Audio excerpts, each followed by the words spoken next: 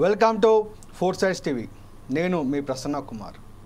ఈరోజు మన స్టూడియోలో కరీంనగర్ జిల్లా మారుమూల గ్రామం అయినటువంటి ములంగూరు నుంచి ఢిల్లీ వరకు బీసీ వాదాన్ని తన భుజాన వేసుకొని ప్రపంచానికి బీసీ గళాన్ని వినిపించిన బీసీ ఆజాదీ ఫెడరేషన్ జాతీయ అధ్యక్షులు జక్కని సంజయ్ కుమార్ ఇప్పుడు మనతో మా స్టూడియోలో ఉన్నారు.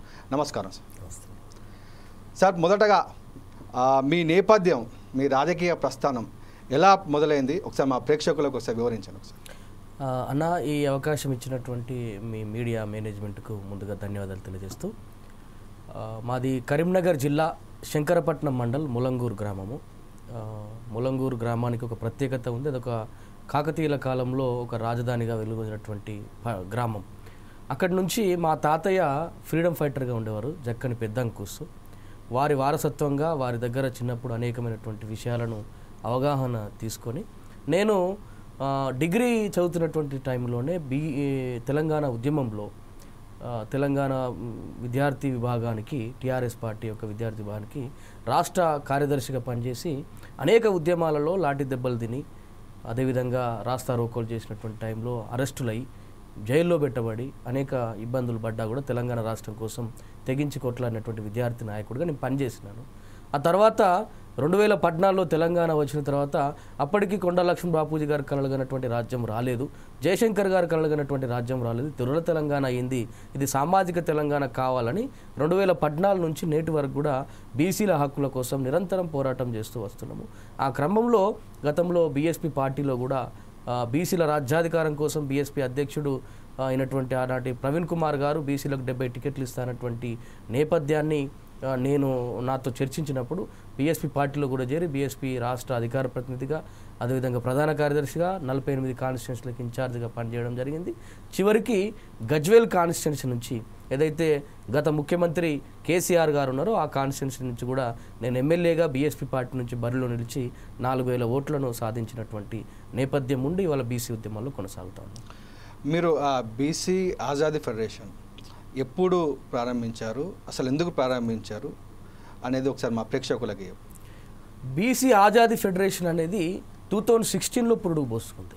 ఎందుకోసం అంటే ఇవాళ 78 ఏళ్ల స్వతంత్ర భారతదేశంలో నేటికి కూడా హక్కులకు దూరంగా ఉన్నటువంటి బీసీలు 56% జనాభాగా ఉండి ఈ దేశం నడవడానికి, రాష్ట్ర ప్రభుత్వాలు నడవడానికి పన్నులు కట్టేటువంటి కులాలుగా ఉండి ఈ రాష్ట్ర జనాభాలో 53%గా ఉండి ఇవాళ ఈ సమాజంలో హక్కులకు దూరంగా నిరాకరించబడినటువంటి జాతులుగా ఉన్నటువంటి పరిస్థితి ఉన్నది. ఇవాళ శ్రామిక వర్గాలుగా బీసీలు, ఉత్పత్తి వర్గాలుగా బీసీలు, అనేక సేవా రంగాల్లో బీసీలు వారు సేవ చేస్తేనే ఈ దేశం నడుస్తుంది. ఇవాళ మట్టిని చదను చేసి పంటను తీసేటువంటి రైతన్న కావచ్చు, పత్తి నుంచి దారాన్ని తీసి బట్టను నేసేటువంటి నేతన్న కావచ్చు, మూలికల నుంచి ఆయుర్వేద వైద్యాన్ని చేసేటువంటి వైద్యుడు కావచ్చు, దేశ బార్డర్లో ప్రాణాలు అర్పించడానికి సిద్ధంగా ఉండి పోరాటం చేస్తున్నటువంటి సైనికుడు కావచ్చు, అందరూ కూడా బీసీ జాబితాలో ఉన్నటువంటి బిడ్డలు. మేము దేశానికి అనేక కాంట్రిబ్యూషన్ ఇస్తున్నప్పటికీ, పన్నుల రూపంలో, సేవా రూపంలో, అదేవిధంగా మా యొక్క ఉత్పత్తుల రూపంలో మా యొక్క జీవితాలను పణంగా పెట్టి అనేక ఉద్యమాల్లో పనిచేస్తున్నప్పటికీ ఇవాళ బీసీలకు జనాభా ప్రాతిపదికన విద్య, ఉద్యోగ, వ్యాపార, రాజకీయ రంగాల్లో హక్కులు అందకపోవడం వల్ల పూర్తి స్థాయిలో ఇవాళ బీసీలు అణచివేయబడుతూ ఉన్న పరిస్థితి ఉన్నది. కాబట్టి బీసీలకు మేమెంతో మాకంత వాటా సాధనే లక్ష్యంగా మేము బీసీ ఆజాదీ ఫెడరేషన్ను నెలకొల్పడం జరిగింది. బీసీ ఆజాదీ ఫెడరేషన్ ద్వారా ఈ రాష్ట్రంలో ఉన్నటువంటి అన్ని గ్రామాలలో, అన్ని మండలాలలో మేము నిర్మాణాత్మకంగా ఒక శక్తిగా ఎదిగి వాళ్ళ బీసీల హక్కుల కోసం పోరాటాలు చేస్తున్నాం. మరి బీసీ ఆజాదీ ఫెడరేషన్ యొక్క ప్రధాన లక్ష్యం ఏమిటి? ప్రధాన లక్ష్యం ఏంటంటే కుల నిర్మూలన, సమాజ స్థాపన, అదేవిధంగా ఈ సమాజంలో 100 మంది ఉంటే ఆ 100 మందిలో ఎవరెంత ఉన్నారో వారికి అంత వాటా, మేమెంతో మాకంత వాటా బీసీలు అన్నప్పుడు బీసీలకు మేమెంతో మాకంత, అదేవిధంగా ఎస్సీలుగా జనాభా ప్రాతిపదికన, ఓసీలుగా జనాభా ప్రాతిపదికన అందరికీ, సమాజంలో ఉన్నటువంటి అందరికీ ఈ దేశంలో నిచ్చెన మెట్ల కులాల వ్యవస్థ ఆధారంగా ఈ దేశం నిర్మాణమైంది. ఎవరు ఒప్పుకున్నా ఒప్పుకోకున్నా కూడా ఈ దేశంలో ఎవరు అవునన్నా కాదన్నా కులాల వ్యవస్థ ఈ రాజ్యం వెళ్తూ ఉన్నది. 3000 సంవత్సరాల నుంచి కూడా వర్ణ వ్యవస్థ కుల వ్యవస్థ ఆధారంగా నిర్మాణం ఉంది కాబట్టి ఈ దేశంలో ప్రతి పౌరుడు అభివృద్ధి చెందితేనే అంతిమంగా దేశం అభివృద్ధి చెందినట్టు అవుతుంది. కాబట్టి అట్టడుగు వర్గాలు ఉన్నటువంటి యాచించే స్థితిలో ఉన్నటువంటి ఒక పిచ్చకుంట్ల కులం నుంచి, ఒక దొమ్మర కులం నుంచి, ఇవాళ ఒక రజక కులం నుంచి, ఒక గంగిరెద్దుల కులం నుంచి, ఒక దూదేకుల కులం నుంచి పార్లమెంటుకు పోవాలి, అసెంబ్లీకి పోవాలి, జనాభా ప్రాతిపదికన విద్య ఉద్యోగ వ్యాపార రాజకీయ రంగాల్లో హక్కులు సాధించాలి. అప్పుడు అంతిమంగా దేశ అభివృద్ధి అవుతుంది. కాబట్టి ఆ దేశ అభివృద్ధి కోసం సమాజ స్థాపన కోసం ఈ జెండా పనిచేస్తూ ఉన్నదన్న. ఇప్పుడు ఇంతకుముందు గతంలో ఆర్ కృష్ణయ్య గారు బీసీ సంక్షేమ సంఘం పెట్టారు. అదేవిధంగా జాజుల శ్రీనివాస్ గౌడ్ గారు కూడా బీసీల కోసం పోరాటం చేసి ఇప్పుడు మీరు చేస్తూ ఉన్నారు. ఇప్పుడు వారు సాధించలేనిది మీరు ఏ విధంగా సాధిస్తానో మీ నమ్మకం ఏంది? అంటే లక్ష్యం కొరకు లక్ష్య సంఘాలు ఉండాలి. మేము పార్టీలు పెడతలేం, వేదికలు పెడతా ఉన్నాం, సంఘాలు పెడతా ఉన్నాం. మేమందరం కలిసే పనిచేస్తున్నాం. మేమందరం కూడా ఏ లక్ష్యం కోసం ఒక డిమాండ్ ఒక నాయకుడు తీసుకుంటే ఆ డిమాండ్ లక్ష్య సాధన అయ్యేంత వరకు కూడా మేము కలిసికట్టుగా పోరాటం చేస్తూ ఉన్నాం. ఎవరి వేదిక వాళ్ళకు ఉండొచ్చు కాక లక్ష్యం కొరకు లక్ష్య సంఘాలున్నా ఇది బీసీ సమాజం యొక్క మేలు కోసం కాబట్టి మేము వాటిని ఆహ్వానిస్తూనే మేము కూడా మాకంటూ ఒక ప్రత్యేకమైనటువంటి పంతాను ఏదైతే మహనీయులు పూలే గారు చేసినటువంటి పంత, అదేవిధంగా సాహు మహారాజ్ గారు అనుసరించినటువంటి పంత, అదేవిధంగా కాన్షీరామ్ గారు బహుజన రాజ్యాధికారం కోసం చేసినటువంటి పంతాను మేము కొనసాగిస్తూ మా యొక్క ఉద్యమ స్వరూపంలో మేము కొనసాగుతూ ఉన్నాం. తద్వారా బీసీల రాజ్యాధికారం కోసం మేము పోరాటం చేస్తున్నాం. ఇంతకుముందు మీరు చెప్పారు బీఎస్పీ పార్టీలో పనిచేశాను, రాష్ట్ర అధికార ప్రతినిధిగా పనిచేశాను. బీఎస్పీ పార్టీ నుంచి గజ్వేల్ నుంచి గత ముఖ్యమంత్రి కేసీఆర్ మీద బీఎస్పీ అభ్యర్థిగా పోటీ చేశానని చెప్పారు. మరి బీఎస్పీ పార్టీ నుంచి మరి బయటికి ఎందుకు వచ్చే కారణాలు ఏంటి? అంటే కథనాలు ఏమీ లేవు. ఈ సమాజంలో ఒక వర్గము ఇవాళ అంబేద్కర్ గారి దయ వల్ల, అంబేద్కర్ వారి త్యాగం వల్ల ఎస్సీ వర్గాలకు ఎస్టీ వర్గాలకు కొంత హక్కులు వస్తూ ఉన్నాయి. కానీ ఈ సమాజంలో ఒక వర్గము బీసీ సమాజము అది నేటికి హక్కులకు దూరంగా ఉంది. కాబట్టి నేను ఒక కులానికి చెందిన వాడిని, ఆ కులం తర్వాత ఒక వర్గానికి చెందిన వాడిని, ఆ వర్గం తర్వాత బహుజన రాజ్యం కోసం పోరాటం చేయాలి, దానికోసం కలలు కనాలి. అదే కాన్షీరామ్ గారు మాకు నేర్పినటువంటి పని. కాబట్టి బీసీ సమాజం ఇవాళ హక్కులకు దూరంగా ఉంది కాబట్టి బీసీ సమాజాన్ని విముక్తి చెందించాలని కాన్షీరామ్ గారి పని విధానంతో మేము బీసీల కోసం పనిచేస్తూ ఉన్నాం. మా అంతిమ లక్ష్యం బహుజన రాజ్యమే. కానీ బీసీలుగా ఉన్నటువంటి మా ప్రజలకు ఒక వాయిస్ అవసరం, ఒక గొంతు అవసరం, ఒక త్యాగం చేసినటువంటి ఒక మిషనరీ వ్యవస్థ అవసరం, ఒక మిషనరీ వర్కర్లు అవసరం. కాబట్టి అది కావడానికి బీసీల కోసం సమిధ కావడానికి సిద్ధంగా ఉండి మేము బీసీ సమాజం కోసం ఈ సొసైటీలో పనిచేస్తూ ఉన్నాం. ఓకే, ఇప్పుడు బీసీ ఆజాదీ ఫెడరేషన్ మీరు ప్రారంభించి చాలా రోజులు అవుతుంది. మరి కమిటీలు ఏ విధంగా ఉన్నాయి? ఇప్పుడు మీకు ప్రజలలో స్వాగతం ఇస్తున్నారా, లేకపోతే బీసీలు మద్దతు ఇస్తున్నారా? ఏ విధంగా మీరు గ్రామ స్థాయికి కానీ క్షేత్రస్థాయికి పోతే రెస్పాన్స్ ఏ విధంగా ఉంటుంది మీకు? మేము రెస్పాన్స్ ఏ విధంగా ఉందో మీకు వస్తున్నటువంటి సోషల్ మీడియా ద్వారా మీరు చూస్తూ ఉన్నారు. అదే రకంగా మా పోరాటాలన్నీ కూడా విజయాన్ని సాధించేదాకా మా పోరాటాలు ఉంటాయి కనుక బీసీ సమాజం ఎలాంటి పక్షపాతం లేకుండా మా వెనుక నడుస్తూ ఉంది. ఇవాళ తెలంగాణ రాష్ట్రంలోని 33 జిల్లాల్లో 119 కాన్స్టిట్యున్సీలలో బీసీ ఆజాదీ ఫెడరేషన్ జెండా ఉన్నది. అదే రకంగా ఈ దేశంలో 15 రాష్ట్రాలలో మా యొక్క నిర్మాణం ఉంది. మేము జాతీయ స్థాయిలో బీసీల పోరాటం కొరకు పనిచేస్తున్నటువంటి ఉద్యమ సంస్థగా మేము పనిచేస్తూ ఉన్నాం. మీరు ఇంతకుముందు బీసీ రిజర్వేషన్ల పెంపు కోసం ఆమరణ నిరాదీక్ష చేపట్టారు. అది ఎన్ని రోజులు చేపట్టారు? తర్వాత మీ ఆరోగ్య పరిస్థితి ఏ విధంగా ఉంది? మీరు అనుకున్న లక్ష్యాన్ని చేరుకున్నారా మీరు? అంటే కాంగ్రెస్ పార్టీ ఎన్నికల సమయంలో కామారెడ్డిలో సభను ఏర్పాటు చేసి ఆ సభ ద్వారా బీసీ సమాజానికి కొన్ని హామీలను ఇచ్చింది. ఆ హామీలలో ప్రధానమైనటువంటి హామీలు 3 హామీలు. మేము అధికారంలోకి వచ్చినటువంటి 3 నెలల లోపల కులగణన చేస్తామనేటువంటి హామీ, అదేవిధంగా బీసీలకు బడ్జెట్ రూపంలో 18 లక్షల కోట్లు మేము ఇస్తామనేటువంటి హామీ, అదేవిధంగా ఈ యొక్క స్థానిక సంస్థలో 42% వాటాను పెడతామనేటువంటి హామీ. వాటిని అమలు చేయాలనడం కోసం మేము అనేక పోరాటాలు చేసినాం. తెలంగాణ రాష్ట్రంలో ప్రతి పల్లెలో బీసీలను కదిలించి అనేక పోరాటాలు చేసినాం. ఎట్టి పరిస్థితుల్లో కూడా కాంగ్రెస్ పార్టీ స్పందించలేదు. హామీ ఇచ్చింది వారే, అమలు చేయమని అడిగితే దాని మీద స్పష్టత లేనటువంటి పరిస్థితి ఉన్నది. కాబట్టి మేము అప్పటికీ బీసీ యొక్క పోరాటం నడుస్తున్నప్పటికీ కాంగ్రెస్ పార్టీ లీక్స్ ఇవ్వడం, మధ్య మార్గంగా రిజర్వేషన్లు అమలు చేస్తాం, మాట తప్పకుండా మేము పార్టీ పరంగా మేము బీసీలకు అవకాశాలు ఇస్తాం స్థానిక సంస్థల్లో అంటే, మేము అడిగినాం బీసీలకు స్థానిక సంస్థల్లో 42% వాటాను మీరు గెలిస్తే ఇస్తా అన్నది అధికారికంగా కదా, మీరు కులగణన చేస్తా అన్నది అధికారికంగా కదా, మీ యొక్క కులగణన అటువంటి అంశము దేశంలో చాలా ప్రధానమైనటువంటి పురాతనమైనటువంటి డిమాండ్ కదా, 78 ఏళ్ల స్వతంత్ర భారతదేశంలో బీసీలు కోరుతున్నటువంటి కోరిక కదా. ఎందుకంటే గతంలో బ్రిటిష్ ప్రభుత్వము 1881 నుంచి 1931 వరకు కులాల ఆధారంగా లెక్కలు చేసి పరిపాలన సాగించినారు.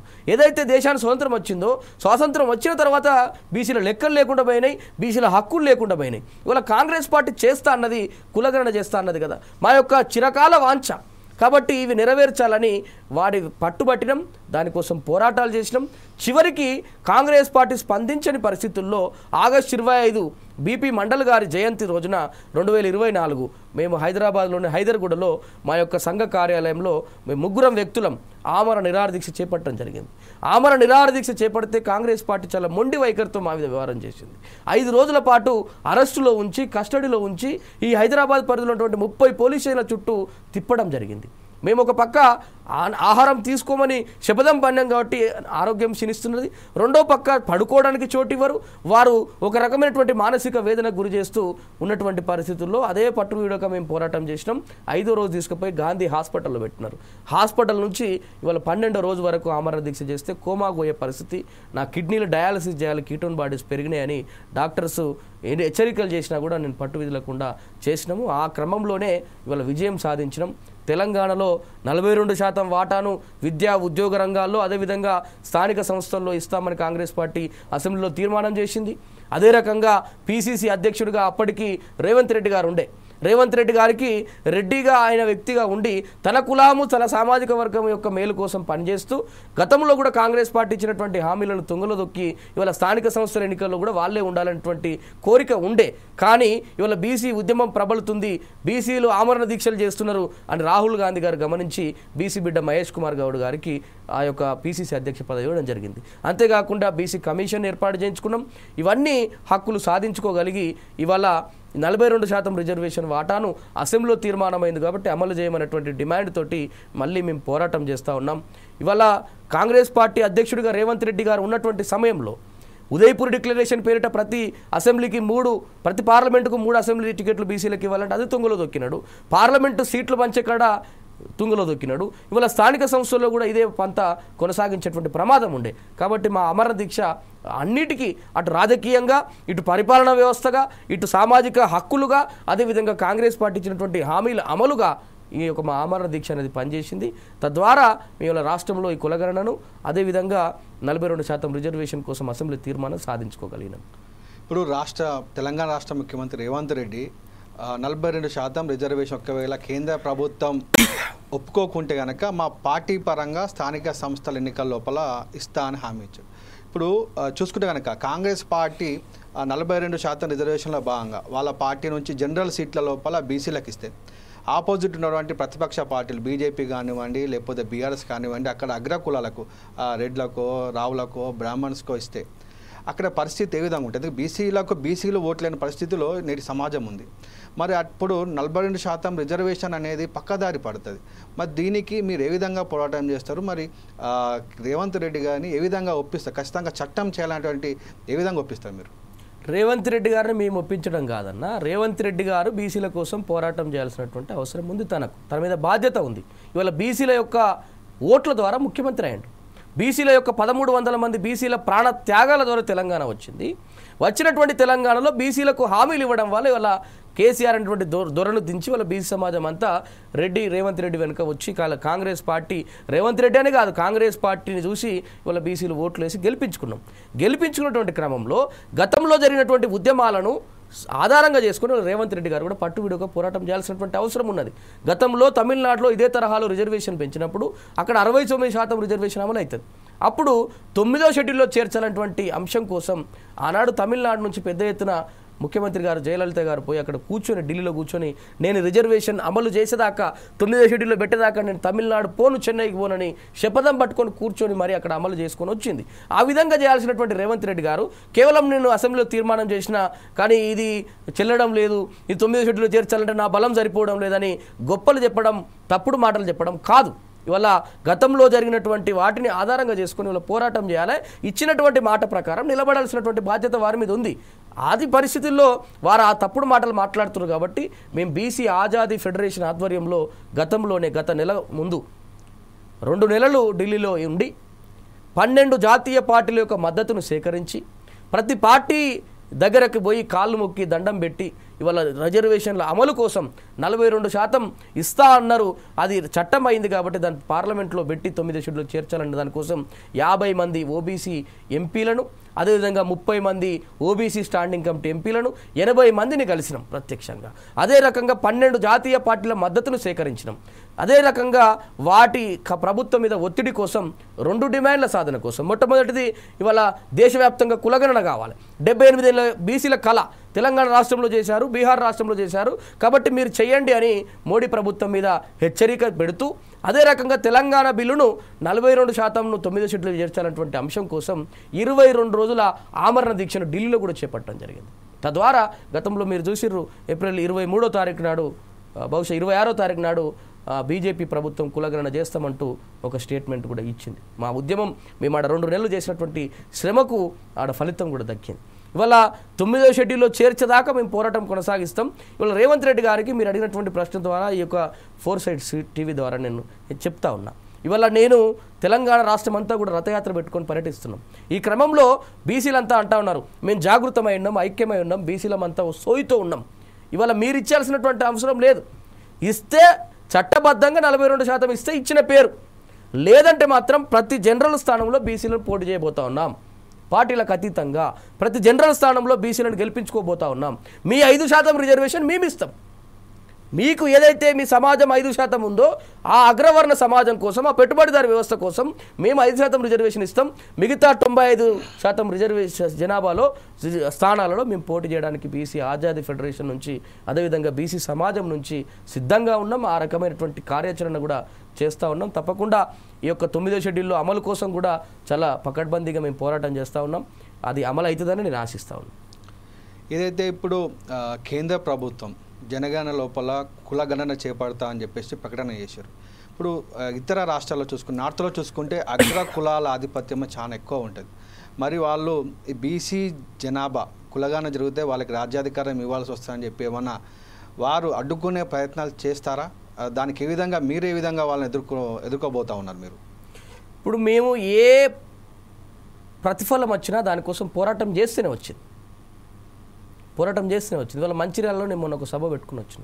మంచిర్యాలలో పూలే విగ్రహం పెట్టమని పోరాటం చేయాల్సిన పరిస్థితి, విగ్రహం కోసం పోరాటం చేయాల్సిన పరిస్థితి. ఇవాళ రాష్ట్రంలో కులగణన జరిగిందంటే దానికోసం పోరాటం చేస్తూనే అయింది. 42% రిజర్వేషన్లు పోరాటం చేస్తూనే అయింది. గతంలో ఫీజు రియంబర్స్మెంట్ పోరాటం చేస్తూనే అయింది. హాస్టళ్లు కావాలని పోరాటం చేస్తూనే అయింది. ఇవాళ దేశవ్యాప్త కులగణన చేయాలని పోరాటం చేస్తూనే ప్రకటన వచ్చింది.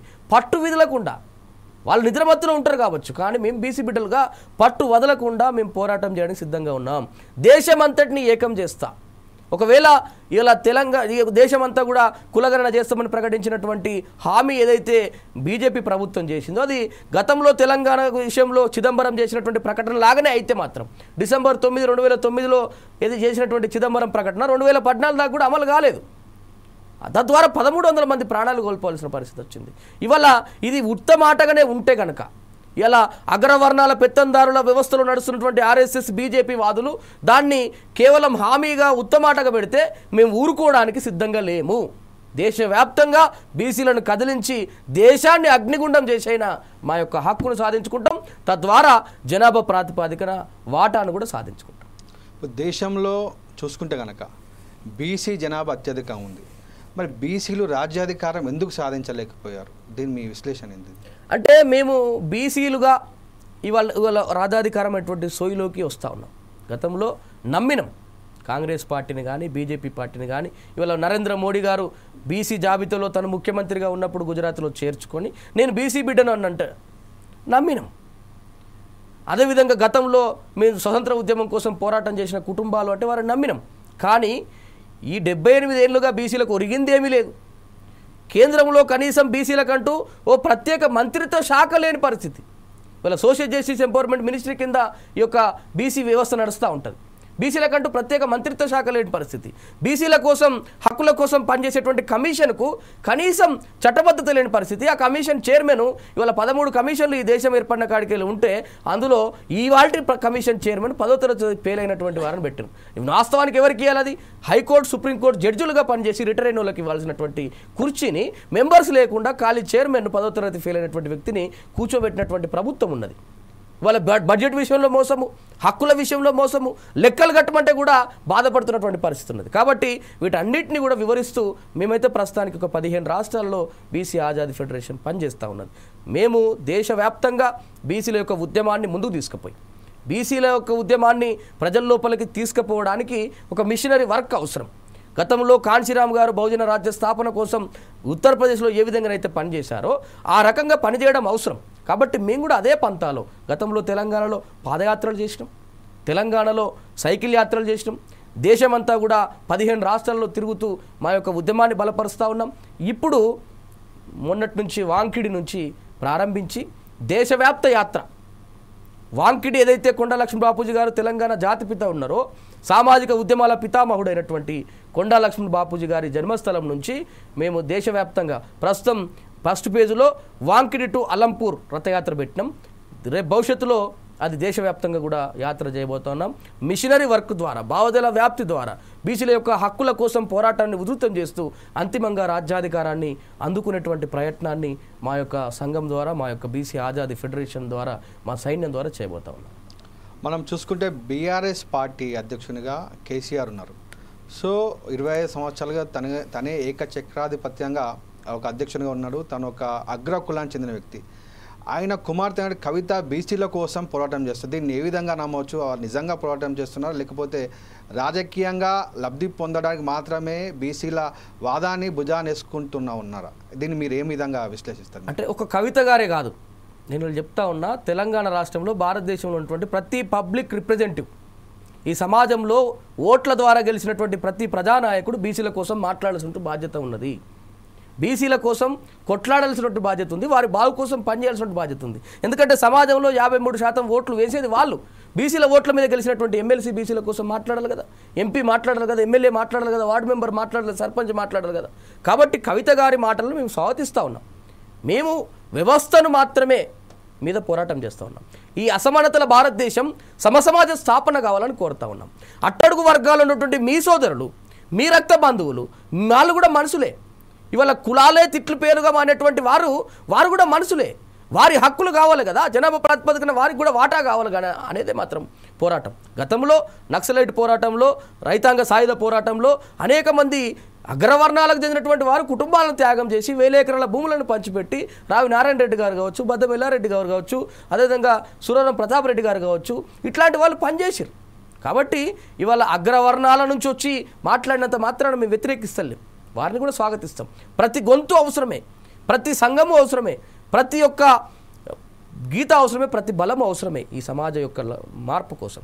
కానీ మీరు అన్నట్టు నిజంగా బీఆర్ఎస్ పార్టీకి చిత్తశుద్ధి ఉంటే పార్టీ అధ్యక్ష స్థానంలో బీసీని పెట్టమని డిమాండ్ మీద పోరాటం చేస్తూ ఉన్నాం. గతంలో మా ఆమరణ దీక్ష తర్వాత జరిగినటువంటి మార్పుల్లో ఇంకొక మార్పు ఏంటంటే, ఎమ్మెల్సీగా ఉన్నటువంటి మాజీ స్పీకర్ మల్సూరాచారి గారికి బీఆర్ఎస్ పార్టీ కౌన్సిల్లో ఫ్లోర్ లీడర్గా వారికి అవకాశం ఇచ్చారు. అంటే శాసన మండలిలో ప్రతిపక్ష నేతగా బీసీ బిడ్డను పెట్టారు. అదే క్రమంలో బీసీ అధ్యక్షుని పెట్టండి, లేదంటే వర్కింగ్ ప్రెసిడెంట్ బీసీకి ఇవ్వండి, అప్పుడు బీసీ సమాజం మిమ్మల్ని నమ్ముతుంది. లేకపోతే మాత్రం మీరు గతంలో చేసినటువంటి అనేకమైనటువంటి అంశాలు కూడా బీసీల విషయంలో ఇచ్చినటువంటి హామీలు కూడా పెండింగ్లో ఉన్నాయని కూడా గత ప్రభుత్వాన్ని కూడా మేము అడుగుతూ ఉన్నాం. మేమేమంటా ఉన్నామంటే, ఖచ్చితంగా కూడా ఏ పార్టీ అయినా, గతంలో తెలంగాణ ఉద్యమం మన కళ్ళ ముందర జరిగినటువంటి ఉద్యమం కాబట్టి ఆ ఉద్యమాన్ని ఎగ్జాంపుల్గా తీసుకుంటే ప్రతి పార్టీ జై తెలంగాణ అనాల్సి వచ్చింది, ప్రతి నాయకుడు జై తెలంగాణ అనాల్సి వచ్చింది. ఇవాళ రేపు జరగబోయేటువంటి బీసీల పోరాటంలో కూడా ప్రతి పార్టీ జై బీసీ అనాల్సిన పరిస్థితి ఏర్పడుతుంది, ప్రతి నాయకుడు కూడా జై బీసీ అనేటువంటి పరిస్థితిని మేము ఈ సమాజంలో నెలకొల్పడానికే ఈ యొక్క ప్రయత్నాలు, మా యొక్క త్యాగాలను చేస్తూ, మా ప్రాణ త్యాగాలకు సిద్ధపడి, మా యొక్క ఆర్థిక త్యాగాలకు సిద్ధపడి, ఇవాళ నాకు 12 లక్షల అప్పు అయిందన్న, 12 లక్షల అప్పు చేసి వాళ్ళ బీసీ ఉద్యమాన్ని నడుపుతా ఉన్నా. కానీ నా ప్రజలు నన్ను ఆదరిస్తూ ఉన్నారు, నా ప్రజలు నన్ను అక్కునే చేర్చుకుంటున్నారు. నా సమాజ మార్పు కోసం మరో కాంశీరామ్ కావడానికి, మరో మారోజు వీరన్న కావడానికి, మరో బెల్లిలలితక్క కావడానికి, నా ప్రాణాలే ఇవ్వడానికి సిద్ధంగా ఉండి నేను పనిచేస్తూ ఉన్నా. నాతో ఉన్నవారంతా కూడా పనిచేస్తూ ఉన్నా. ఇప్పుడు చూసుకుంటే కాంగ్రెస్ పార్టీ తెలంగాణ లోపల టీపీసీసీ అధ్యక్షునిగా ఒక బీసీని నియమించారు. ఇప్పుడు బీజేపీ కూడా రాష్ట్ర అధ్యక్షుని చేపట్టడానికి వారు కార్యాచరణ రూపొందిస్తూ ఉన్నారు, వారు స్కూటరింగ్ చేస్తూ ఉన్నారు. మరొక మీరు బీసీ ఆజాదీ ఫెడరేషన్ తరఫున బీజేపీ పార్టీ అగ్రనాయకత్వానికి ఏమైనా డిమాండ్ చేస్తూ ఉన్నారా, బీసీలకు రాష్ట్ర అధ్యక్ష పదవి ఇవ్వాలని చెప్పేసి? అన్న ఒక్క విషయం మేము చాలా క్లారిటీగా ఉన్నాం. ఒకరు ముఖ్యమంత్రి అయితేనో, ఒకరు ప్రధానమంత్రి అయితేనో, ఒక బీసీ అధ్యక్షుడు అయితేనో మా బీసీ సమాజానికి కొరిగేది ఏం లేదు. పెడితే మమ్మల్ని మభ్య పెట్టడానికి మీరు పెట్టేది, కానీ ఎవరి మాట నడుస్తుంది? పవర్ లేని అధ్యక్ష పదవి ఎందుకోసం అన్నా? పవర్ లేనటువంటి ముఖ్యమంత్రి పదవి ఎందుకోసం? పవర్ లేనటువంటి ప్రధానమంత్రి మాకెందుకు? బీసీల యొక్క అందరి జీవితాలు బాగుపడాలంటున్నా. బీసీల అందరి కోసం లబ్ధిని చేకూర్చండి. విద్యలో మేము వెనుకబడి ఉన్నాము, 3000 సంవత్సరాలుగా విద్య శూద్రులకు అందొద్దని మాకు ఒక చట్టంగా చేసి పెట్టి వల్ల నేను ఫస్ట్ గ్రాడ్యుయేట్స్ నా ఫ్యామిలీలో, నా కుటుంబంలో, నా వంశంలో, నా సమాజం బాగుపడాలంటే నాకు విద్య అందాలి. నా విద్య కేంద్రీయ విద్యా సంస్థల్లో, అదేవిధంగా ప్రధానమైనటువంటి విద్యా సంస్థల్లో విద్యకు రిజర్వేషన్ ఇవ్వండి, జనాభా ప్రాతిపదికన ఇవ్వండి, నా వాళ్ళంతా చదువుకుంటారు. ఉద్యోగాల్లో రిజర్వేషన్లు ఇవ్వండి, మా వాళ్ళంతా చదువుకుంటారు, ఎదుగుతారు. అదే రకంగా వ్యాపారం చెట్టుకోవడానికి ఇవాళ నేను అడుగుతా ఉన్నా, అంబానీ గారికి, అదానీ గారికి, అదేవిధంగా ఉన్నత వర్గాలు ఉన్నటువంటి విజయ్ మాల్యా లాంటి వాళ్ళకు లక్షల కోట్ల రూపాయల రుణమాఫీ చేస్తారు. ఇవాళ బీసీల కోసం ఉన్నటువంటి కార్పొరేషన్ రుణాలు 12 ఏళ్ళకెళ్ళి ₹1,00,000 రుణాలు ఇవ్వడానికి వెనకబడుతుంది ప్రభుత్వం. అందుకే మేము వ్యాపారాల్లో మా వాటా కావాలని అడుగుతున్నాం. అదే రకంగా సామాజికంగా మాకు విలువ కావాలి. ఇవాళ పిచ్చకుంట్లోడా అని తిడతారు. ఆ కులము మాకు కులం అండి. మా కులాలే తిట్లు పేరుగా మారినాయి కదా ఈ సమాజంలో. అది పోవాలంటున్నాం మేము. అదే రకంగా ఆర్థికంగా మేము అభివృద్ధి చెందాలంటున్నాం. అందుకే విద్య, ఉద్యోగ, వ్యాపార, రాజకీయ రంగాల్లో మేమెంతో మాకంత వాటా సాధన మా లక్ష్యం. కానీ వ్యక్తుల అభివృద్ధి, వ్యవస్థ అభివృద్ధి ఎన్నడూ కాదు. ఎందుకంటే గతంలో మేము అనేకమైనటువంటి అంశాలు చూసినాం. కర్పూరి ఠాకూర్ గారు ముఖ్యమంత్రిగా ఉన్నా కూడా బీసీ బిడ్డ, నాయ్ బ్రాహ్మణ్, కానీ చరణ్ సింగ్ గారి నాయకత్వంలో మాత్రమే పనిచేయాల్సినటువంటి అంశాలు. అదేవిధంగా స్వేచ్ఛమైనటువంటి పోస్టులు మాకు అవసరం లేదు. కుక్కకు బిస్కెట్ వేసినట్టు మాకు వేస్తే మేము మభ్యపెట్టడం కాదు. ఇవాళ మాకు ఏం కావాలో, ఏం చేయాలో చాలా స్పష్టంగా ఉన్నాం. కాబట్టి జనాభా అందరి బాగు కోసం, భారతదేశ అభివృద్ధి కోసం పనిచేయమని నేను రిక్వెస్ట్ చేస్తాను మీ ద్వారా పార్టీలను, ప్రభుత్వాలను. ఇప్పుడు తెలంగాణలో చూసుకుంటే రావుల రాజ్యం చూసాము ప్రత్యేక రాష్ట్రం తర్వాత. ఇప్పుడు రెడ్ల రాజ్యం చూస్తూ ఉన్నాం. బీసీల రాజ్యం వచ్చే అవకాశం ఉందా? బీసీలు ఐకమత్యం అయ్యేటువంటి అవకాశాలు కనిపిస్తూ ఉన్నాయి భవిష్యత్తులో? ఇప్పుడు పీసీసీ అధ్యక్షుడిగా ఏం పెట్టిరన్నా? మీరు చెప్పినట్టు గౌడ్ పెట్టారు. బీజేపీ ఎవరు పెట్టాలని ఆలోచిస్తున్నది? మీరు చెప్పిన క్వశ్చన్ నుంచి అంటే వారు ఆలోచనలో పడ్డరు అంటే బీసీలు ఐక్యంగా ఉన్నట్టే కదా. బీసీలు ఐక్యంగా లేకుండా, బీసీల యొక్క సాధన, బీసీ యొక్క రాజ్యాధికారం కోసం బీసీలు ఆలోచించకుండా వీళ్ళు ఎందుకు చేస్తారు? చేయరు కదా. కాబట్టి బీసీ సమాజం అంతా ఐక్యంగా ఉన్నాము. బీసీ సమాజము మా యొక్క మహనీయులు కలగనటువంటి రాజ్య స్థాపన కోసం సిద్ధంగా ఉన్నాం. అది ఈ స్థానిక ఎన్నికల నుంచే మొదలు కాబోతా ఉంది. నేను మరొకసారి చెప్తా ఉన్నా, ప్రతి జనరల్ సీట్లో బీసీ బిడ్డ పోటీ చేసి గెలవబోతా ఉన్నారు. అదేవిధంగా ఈ రాష్ట్రంలో 60 స్థానాల్లో బీసీలను పోటీ చేయించేటువంటి లక్ష్యంతో మేము పనిచేస్తూ ఉన్నాం. చాలా క్లియర్గా మేము పోరాటం చేస్తూ ఉన్నాం. అందుకోసమే బీసీల యొక్క జాగృతంను చూసే ఇవాళ పార్టీలు గజ గజ గజ వణుకుతూ ఏం చేయాలో తోచనటువంటి దిక్కుచోచని పరిస్థితుల్లో ఉండి ఇవాళ దేశాన్ని అతలాకుతలం చేస్తూ ఉన్నాయి.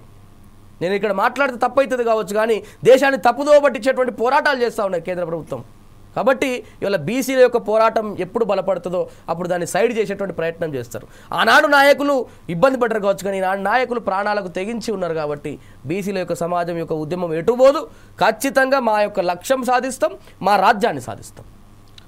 ఇంకో క్వశ్చన్ ఏంటంటే, అగ్ర కులాలు ఆడుతున్న ఆటలో బీసీలు పావులుగా మారుతున్నారు. దీన్ని మీరు ఏ విధంగా విశ్లేషిస్తారు? గతంలో మారినారు కావచ్చు, గతంలో పావులుగా ఉండొచ్చు, కానీ నేడు సమాజం అంతా ఆలోచనలో పడ్డది. కాబట్టి ఖచ్చితంగా కూడా మేము మా యొక్క ఇండిపెండెంట్గా, మా యొక్క స్వేచ్ఛతోటి మేము మా యొక్క రాజ్యాన్ని సాధించుకోబోతా ఉన్నాం. దానికి అన్ని పార్టీలను కూడా మా వైపు కదిలించుకుంటాం. ఇవాళ జై బీసీ అని ప్రతి పార్టీ అంటది అన్నప్పుడు ప్రతి బీసీ నాయకుడికి స్వేచ్ఛ వచ్చేటువంటి రోజులు వస్తాయి. దానికోసం బీసీల యొక్క ఐక్యత ఇంకా బలపడాల్సినటువంటి అవసరం ఉన్నది. ఆ బలం కోసమే మేము యాత్రలు, సమావేశాలు, ఈ కార్యక్రమాలన్నీ కూడా చేస్తూ ఉన్నాం. ప్రస్తుతం మా యొక్క బీసీ మేలుకొల్పు యాత్రను మేము చాలా పెద్ద ఎత్తున మా యొక్క ఆరోగ్యము, ఆర్థికము దెబ్బతిన్నా కూడా మేము పనిచేస్తాము. కులాల మధ్య ముఖ్యంగా కులాల మధ్య కొట్లాటలు ఉన్నంతకాలం ఈ అగ్ర కులాల ఆటలు సాగుతూ ఉంటాయి. మరి కులాల మధ్య ఈ కుంపాట్లు ఉన్నంతకాలం బీసీ రాజ్యాధికారం సాధ్యమా? అది ఐక్యం అవ్వాల్సిన అవసరం ఉందా? మేము చెప్తా ఉన్నాం ప్రతి చోట కూడా కులాలు బీసీలు పెట్టుకునే కాదు. ఇలా నువ్వు గౌడు చెట్లు ఎక్కితే కళ్ళు తీస్తే నువ్వు గౌడు అని, బట్టలు నేసినోడు పద్మశాలి అని, అదేవిధంగా బట్టలు ఉతికినటువంటి వాళ్ళు చాకలి అని, ఈ చేపలు పట్టిన వాళ్ళు గంగపుత్రులని, ముదిరాజులని, వీళ్ళ కులాలు ఉత్తరప్రకంగా మేము పెట్టుకునే కాదు. అది అగ్రవర్ణాలు పెట్టినటువంటి, మనుధర్మశాస్త్రం పెట్టినటువంటి, బ్రాహ్మణ సమాజం పెట్టినటువంటి కులాల వ్యవస్థ. ఆ కులాల వ్యవస్థ కుంపట్లేం బీసీ సమాజంలో ఇప్పుడు లేవు. బీసీలమంతా ఒకే కులం అనేటువంటి సిద్ధాంతం మీద మేము ప్రతి చోట కూడా పనిచేస్తున్నాం. ఆ రకమైనటువంటి ఆదరణ కూడా వస్తూ ఉంది, మీరు గమనిస్తుండొచ్చు. ఓకే, ఇప్పుడు ప్రస్తుతం మీ భవిష్యత్ కార్యాచరణ ఏ విధంగా ఉండబోతుంది? ఏ విధంగా మీరు ప్రజల్లోకి పోతూ ఉన్నారు? అంటే ప్రస్తుతం ప్రధానంగా మేము 2 డిమాండ్ల మీద పనిచేస్తూ ఉన్నాం. మేమెంతో మాకంత వాటా సాధన మా లక్ష్యం. అదే రకంగా ఇప్పుడు ప్రస్తుతం తెలంగాణలో 42% రిజర్వేషన్ ఏదైతే చట్టం చేయబడ్డదో ఆ యొక్క చట్టాన్ని అమల్లోకి తీసుకురావాలనేటువంటిది మా యొక్క పోరాటం. అదే రకంగా దేశవ్యాప్తంగా కూడా కులగణనను చేస్తామని ప్రకటించినటువంటి బీజేపీ పార్టీ తప్పకుండా కూడా ఆ యొక్క హామీని నెరవేర్చాలి. అది పారదర్శకంగా చేయాలి. దానికి ఒక టైం బాండ్ పెట్టాలి. దాన్ని చిదంబరం ప్రకటనలాగా కాకుండా ఇవాళ బీజేపీ పార్టీ మాట మీద నిలబడాలనేటువంటి దానికోసం పోరాటం చేస్తూ ఉన్నాం. దానికోసం అని చెప్పి ఇవాళ తెలంగాణలో వాంకిట్ నుంచి మొదలైనటువంటి రథయాత్ర అలంపూర్ వరకు 6 నెలల పాటు సుదీర్ఘంగా జరగబోతూ ఉంది. ఆ తర్వాత 15 రాష్ట్రాలలో మేధావులను ఏకం చేసి రౌండ్ టేబుల్ సమావేశాలు, సత్యాగ్రహ దీక్షలు పెట్టి 1,00,000 మందితో పార్లమెంటు ముట్టడి అంటే జంతర్ మంతర్ దగ్గర మేము పోరాటాన్ని ఆగస్టులో కానీ లేదంటే జనవరి పార్లమెంట్ టైం వరకు చేయడానికి మేము సిద్ధంగా ఉన్నాం. ఆ రకమైనటువంటి ఉద్యమ కార్యాచరణ పెట్టుకొని చాలా స్పష్టంగా పనిచేస్తాం. ఇప్పుడు తెలంగాణ రాష్ట్రం లోపల కాంగ్రెస్ పార్టీ అధిష్టానం బీసీ సీఎం చేస్తామని చెప్పేసి ఒక ప్రకటన చేసింది. అదేవిధంగా బీజేపీ బీఆర్ఎస్ పార్టీని మీరు బీసీ ఆజాదీ ఫెడరేషన్ తరఫున డిమాండ్ చేస్తూ ఉన్నారా ఈ విషయం పైన? బీసీ సీఎం ఒక్కటే వద్దన్న, మాకు సీట్లు కావాలా. మేము 56% ఉన్నాం. మాకు 56% 60 స్థానాలలో మాకు సీట్లు కావాలా. 119 స్థానాలకు గాను 65 స్థానాల్లో మాకు సీట్లు కావాలా. ఎమ్మెల్సీలు 40 మంది ఉన్నాము. 40 మంది ఎమ్మెల్సీల సంఖ్య ఉంది. అందులో 20 ఎమ్మెల్సీలు కావాలి. కార్పొరేషన్ చైర్మన్లు మాకు సమానమైనటువంటి వాటా, సగ వాటా కావాలి. కార్పొరేట్ పదవులలో మాకు వాటా కావాలి. మీ పార్టీ పదవుల్లో కూడా మా వాటా కావాలి. మీరు ఇచ్చేటువంటి కాంట్రాక్టులో మాకు వాటా కావాలి. విద్యా, ఉద్యోగ, వ్యాపార, రాజకీయ రంగాలన్నింటిలో మాకు వాటా కావాలి. ఒక వ్యక్తిని బూచిగా చూపెట్టి ఈ ఉద్యమాన్ని క్లోజ్ చేస్తామంటే మేము ఒప్పుకోము. కాబట్టి ముఖ్యమంత్రిని చేయండి, అదే క్రమంలో వాటాను కూడా ఇవ్వండి, జనాభా ప్రాతిపదికన హక్కులను పంచండి. ఇది మా డిమాండ్. ఓకే, ఇంతకుముందు గతంలో బీసీ సప్లాన్ ఉండేది. సో దాని ద్వారా వేల కోట్ల రూపాయల నిధులు కేటాయించి బీసీల అభివృద్ధి కోసం ప్రభుత్వాలు పనిచేసినాయి. గత ప్రభుత్వం లోపల బీసీ సప్లాన్ అనేది లేకుండా పోయింది. ఇప్పుడు ఉన్నటువంటి కాంగ్రెస్ పార్టీ మళ్ళీ బీసీ సప్లాన్ డిమాండ్ తోటి మీరు ఎన్ని వేల కోట్లు నిధులు కేటాయించాలని చెప్పేసి మీరు డిమాండ్ చేస్తూ ఉన్నారు. బీసీ సప్లాన్ కానీ బీసీ కార్పొరేషన్ ద్వారా 12 సంవత్సరాల నుంచి బీసీ కార్పొరేషన్ పనిచేయడం లేదు రాష్ట్రంలో. కాంగ్రెస్ పార్టీ హామీ ఇచ్చింది, ఎన్నికల హామీగా ప్రతి సంవత్సరం 20,000 కోట్లు బీసీలకు కేటాయిస్తాము, 5 సంవత్సరాలకు కానీ 1,00,000 కోట్లు కేటాయిస్తామని హామీ ఇచ్చినారు. ఆ హామీ మీద నిలబడితే బీసీలకు మీరు న్యాయం చేసినట్టే అని నేను భావిస్తాను. కాబట్టి ప్రతి సంవత్సరం 20,000 కోట్ల బడ్జెట్ ఇవ్వాలి. పోయిన సంవత్సరం అయితే మోసం జరిగింది. కేవలం 9,000 కోట్లు ఇచ్చి చేదులుపుకున్నారు. అవి మాకు చాక్లెట్లు, బిస్కెట్లు కొనుక్కొని కూడా పనిచేయవు. తద్వారా ఏమవుతుందంటే బీసీ శాఖ మీద ఆధారపడి పనిచేస్తున్నటువంటి ప్రతి శాఖలు కూడా పెండింగ్లు ఉంటా ఉన్నాయి. ఇవాళ 7,600 కోట్ల రూపాయలు కేవలం ఫీజు రింబర్స్మెంట్ పెండింగ్ ఉన్నది. అదేవిధంగా హాస్టళ్లలో పనిచేసేటువంటి వార్డెన్లకు జీతాలు రాని పరిస్థితి ఉన్నది. హాస్టల్లో ఫుడ్ బిల్లులు పెట్టక ఇవాళ హాస్టళ్లకు సప్లై చేసేటువంటి కాంట్రాక్టులు మూసుకుంటున్నటువంటి పరిస్థితి ఉన్నది. బీసీ కార్పొరేషన్, బీసీ ఫెడరేషన్ రుణాలు ఇవ్వక ఇవాళ చేతి వృత్తులన్నీ కూడా వెనుకబడిపోతున్నటువంటి పరిస్థితి ఉన్నది. కాబట్టి మీరు ఇస్తా అన్నటువంటి వాటాను పంచితే మాకు మా యొక్క సంస్థలు నడుస్తాయి. తద్వారా కొంతమంది మాత్రం లబ్ధి పొందగలుగుతారు. కాబట్టి 20,000 కోట్లు కాంగ్రెస్ పార్టీ ప్రతి సంవత్సరం ఇస్తా అన్న దాని మీద మాట మీద నిలబడాలనేది మా డిమాండ్. చివరగా బీసీ కుల సంఘాలకు అదేవిధంగా బీసీ యువతకు మీరిచ్చే సందేశం ఏంటి? బీసీల హక్కుల కోసం పోరాటం చేయాల్సినటువంటి సమయం ఆసన్నమైందన్నారా. తెలంగాణ రాష్ట్రం కోసం 1,300 మంది ప్రాణత్యాగాలు చేసుకుంటే అందులో మనదే పాత్ర. దేశ స్వతంత్రం కోసం పోరాటం చేసింది మన బిడ్డలే. నక్సలైట్ పోరాటాల్లో ఉన్నది మన బిడ్డలే. ఇవాళ బీసీల యొక్క ఆజాదీ కోసం కూడా మన బిడ్డల పోరాటం అవసరం ఉన్నది. కాబట్టి ప్రతి గల్లీలో ప్రతి పల్లెలో పోరాటాన్ని ఉధృతం చేద్దాము. దానికోసం అని చెప్పేసి ఇవాళ బీసీ ఆజాదీ ఫెడరేషన్ ఆధ్వర్యంలో చేపట్టినటువంటి మేల్కొల్పు యాత్రకు మీరంతా కూడా సంఘీభావాన్ని ప్రకటించాలని, మీ మద్దతు ద్వారా బీసీల యొక్క ఉద్యమ బలోపేతం కోసం ప్రతి ఒక్కరూ, ఇవాళ ఆదిలాబాద్ జిల్లా కంప్లీట్ అయింది, ఎల్లుండి సోమవారం నుంచి గోదావరిఖని ద్వారా కరీంనగర్ జిల్లాలో ప్రవేశించబోతా ఉన్నాం. మిగతా ఏదైతే 9 ఉమ్మడి జిల్లాలు ఉన్నాయో వాటన్నిటిలో కూడా తిరగాల్సినటువంటి అవసరం ఉంది. కాబట్టి ప్రతి చోట బీసీలంతా కూడా ఒక తాటి మీదకి వచ్చి మన ఉద్యమ బలాన్ని, మన యొక్క సంకల్ప బలాన్ని చూపెడదామని చెప్పేసి, తద్వారా మనకు రావాల్సినటువంటి విద్య, ఉద్యోగ, వ్యాపార, రాజకీయ రంగాల్లో మన వాటాను సాధించుకుందామని మీ అందరికీ కూడా రిక్వెస్ట్ చేస్తూ బీసీ మేల్కొల్పు యాత్రను విజయవంతం చేయాలని ఈ యొక్క టీవీ ద్వారా రాష్ట్ర ప్రజలందరినీ కూడా రిక్వెస్ట్ చేస్తూ ఉన్నాం. అదండి బీసీ ఆజాదీ ఫెడరేషన్ జాతీయ అధ్యక్షులు జక్కని సంజయ్ కుమార్తో 4 Sides టీవీ ముఖాముఖి. మరొకసారి ఇంకొక అతిథితో మీ ముందుకు వస్తాం. Keep watching 4 Sides TV.